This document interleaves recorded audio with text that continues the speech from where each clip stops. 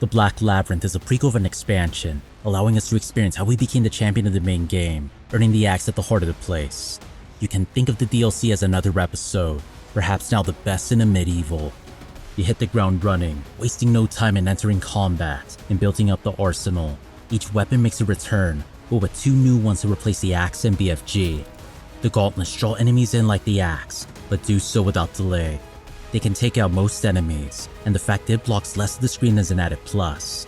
The BFG now assumes the form of a scythe, and unequivocally is the coolest weapon of the game. It clears rooms, slashing at every enemy in sight, slaying the worst of them with ease. Gather enough souls to enter soul mode, will do so by cutting into dimensions. The medieval has done great in the past in finding ways to channel magic into FPS archetypes, snatching planets from space and condensing them down to be launched as rockets. It's unforgettable, but space itself, developer Indefatigable outdid themselves, and the Black Labyrinth is them at their most creative. This prequel feels like a grand adventure. The world has a sense of presence, of place. Not only are they aesthetic, but the ideas used to bring them to life make an indelible impression.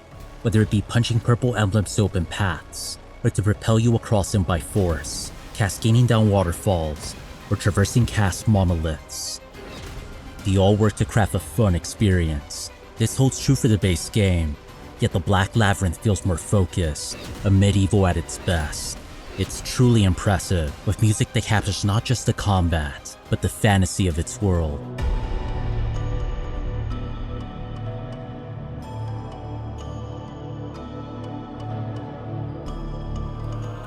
What about the enemies? The roster, from fodder, brutes, and bosses, they suit the expansion, even if some can become annoying. I'll delve into that aspect soon, but I did want to highlight the challenge. It's constant. They'll descend upon you, often by surprise. You'll prioritize and alternate weapons often, hoping to electrify one long enough to overkill. It's a fun time, despite ammo running dry at several points. Like health, it's a round if sought, but you may have to resort to fists to get to it. Which isn't a problem, especially since you could go straight anime and soul mode. They remind me of a game I beat recently, Final Fantasy 16.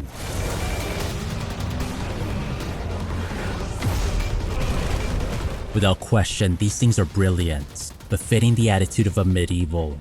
Most of the enemies are easy to contend with, but there are 2 that even alone are annoying. A flying spore that flies towards you, firing several shots at once, and a shield-wielding brute, whose shield can reflect your attacks back at you. The spore isn't so bad, it just sways around too much. When you find one, they are seldom alone, so you're bound to take a hit. The same goes for the shield bearer, but this guy is something else. He exposes his feet during attacks, but it's easy to clip the shield. Strive for splash damage, the same applies. I prefer not to squander the time, he's a BFG enemy for sure.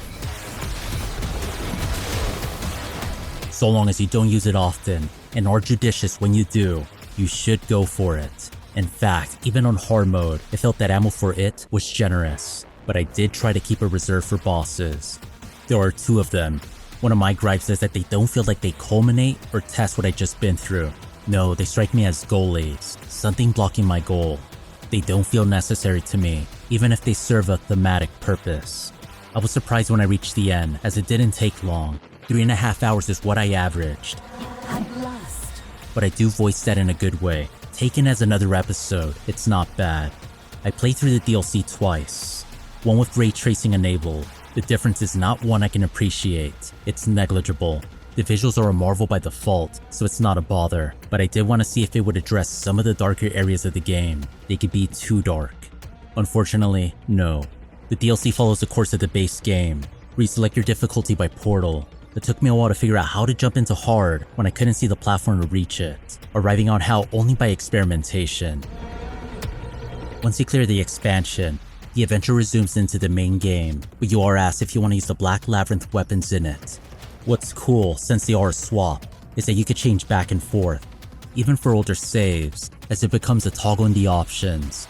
Trust me, with the ride the Black Labyrinth proves, you'll want to start a fresh run with them. But a bigger want you'll be left with is to see a sequel, or another game from the developer. The expansion shows what they are capable of now. That's not to discount their work in a medieval, I see it as a modern classic. Just that, like learning a new technique in any creative field, you can only wonder what greater things it will allow for in the future. To me, it shines bright. That's it for me. Thank you all for watching. If you guys enjoyed the video, please click the like button. If you have any thoughts, leave a comment, and or if you'd like to see more content from me, please subscribe. Once more, thank you all, and have a good one.